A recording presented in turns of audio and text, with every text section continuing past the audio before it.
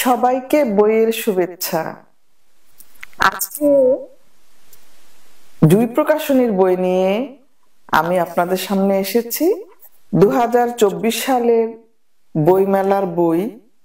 আমার এই বইটি জুলফে ইসলামের শ্রেষ্ঠ প্রবন্ধ, গল্প ও উপন্যাস।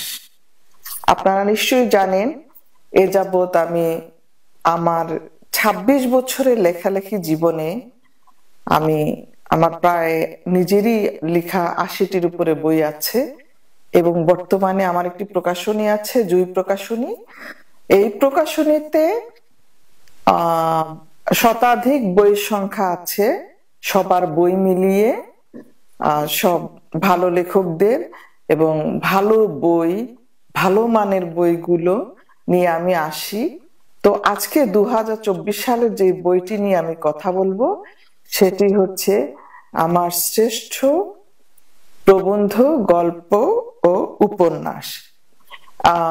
নিশ্চয়ই বুঝতে পারছেন যে এখানে 26 বছরের যতগুলো প্রবন্ধ আমি লিখেছি, অনেক মোটা ভলিউমের আমি প্রবন্ধ লিখেছিলাম।